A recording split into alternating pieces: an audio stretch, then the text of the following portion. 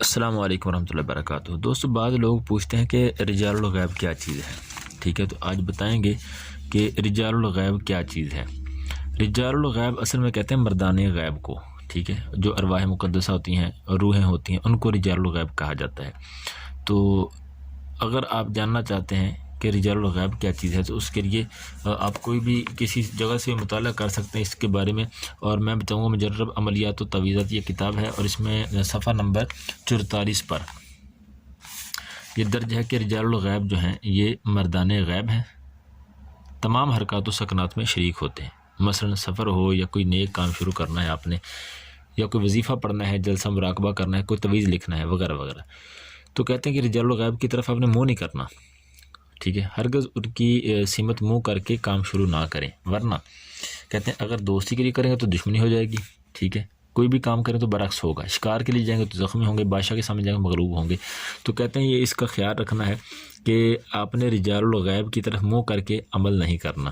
تو رجال الغیب کس طرف ہوتے ہیں؟ یہ مختلف طریقوں میں، چاند کی مختلف طریقوں میں مختلف طرف ہوتے ہیں، شمال، مشرق، جنوب، سے سارے سمتوں میں۔ تو یہ ابیات ہیں جس سے پتہ چل سکتا ہے کہ کس سمت ان کا کس تاریخ کو رخ ہوتا ہے، ٹھیک ہے، اور اس میں جو ہے یہ آپ نے کوشش کرنی ہے کہ ان کی طرف منہ نہ کریں تاکہ آپ کا کام کامیابی سے ہو سکے۔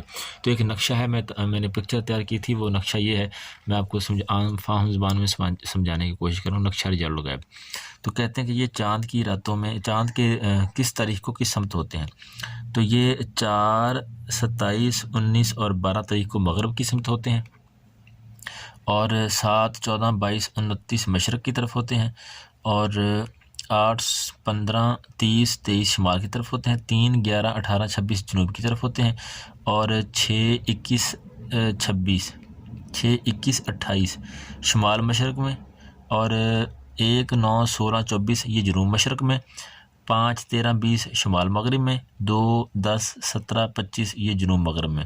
تو امید ہے آپ کو سمجھ آ گئی ہوگی، پھر بھی یہ خود آپ دیکھ لیں اپنی آنکھوں سے، یہ رجال الغیب کا ایک نقشہ پکچر میں نے تیار کی تھی۔ تو اس سمت یعنی مثال کے طور پہ 4 تاریخ کو آپ نے کوئی تعویذ لکھنا ہے تو 4 تاریخ یہ دیکھیں مغرب کی سمت ہے، تو آپ نے مغرب کی سمت منہ نہیں کرنا، ٹھیک ہے۔ اور اس کی دعا کون سی ہے؟ دعائے رجال الغیب، یعنی جب آپ نے عمل کرنا ہے تو آپ نے پڑھنا کیا ہے؟ السلام علیکہ یا رجال الغیب، یہ دعا ہے، ٹھیک ہے۔ السلام علیکہ یا رجال الغیب، السلام علیہ لارواح المقدسۃ، اغیثونی بعونہ وانظروا الی بنظرہ ویا رتباء ویا نجباء ویا ابدال ویا اوتاد یا غوث یا قطب بحرمت النبی صلوات اللہ علیہ وسلم۔ یہ دعا ہے، آپ نے اس دعا کو رجال الغیب میں پڑھنا ہے، اور پھر آپ عمل کریں گے اور سمت ان کی طرف نہیں کرنی، تو انشاءاللہ کامیابی ہوگی۔ اور اگر آپ کو لگے کہ یار یہ مشکل ہے رجال الغیب ڈھونڈنا، پہلے دیکھنا کہ کس تاریخ کو کس سمت ہیں، پھر وہ اس طرح بندہ کرے، تو اس کے لیے سادہ سا بالکل آسان حل یہی ہے کہ آپ جو ہے وہ کعبہ شریف کی طرف منہ کریں۔